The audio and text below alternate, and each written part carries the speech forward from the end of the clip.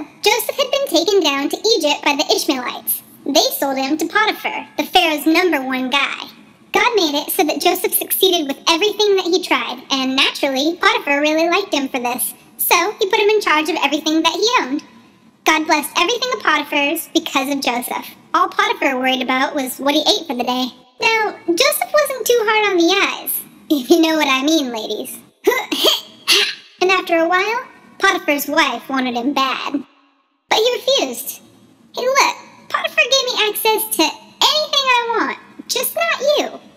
Because you're his wife. How could I do such a terrible thing like that? She tried and tried, but he kept saying no. One day, Joseph went into the house to do his daily routine, and no one was there. Potiphar's wife came out of nowhere and tried to jump Joseph's bones. Who? Whoa, Mrs. Potiphar's wife. Come to bed with me. Nope. Probably mostly embarrassed, the wife called her servants and told them that Joseph had tried to force himself upon her. She screamed and he ran off, leaving his cloak. When her husband got home, she told him the same story. The very angry Potiphar threw Joseph into prison. But God made the warden like Joseph, and the warden put Joseph in charge of everyone and everything at the prison. He didn't even pay attention to anything that Joseph was in charge of because God was with him. Later on, the Pharaoh's cupbearer and baker offended him. The Pharaoh threw them both in prison, the same one Joseph was in. Joseph was put in charge of them. One night, both men had a dream. When Joseph came to them the next morning, he noticed they looked depressed and asked why they looked that way. They told him that they both had dreams, but didn't know what each of them meant. Joseph told them to tell him their dreams, and God would give him the meanings. The cupbearer started. He said, "In my dream, I saw a vine in front of me with 3 branches.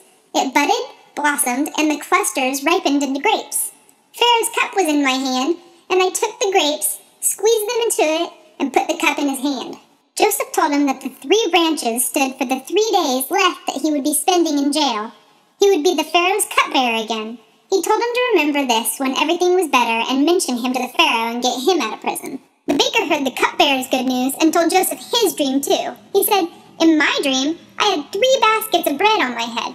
The top basket was full of good stuff for the Pharaoh, but the stupid birds kept eating it." Wow.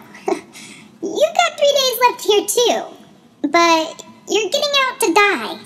3 days later, it was the Pharaoh's birthday, and he gave a feast for all of his officials. He pulled both men out of prison, and both of Joseph's interpretations came true. No! But the cupbearer didn't remember to tell Pharaoh about Joseph.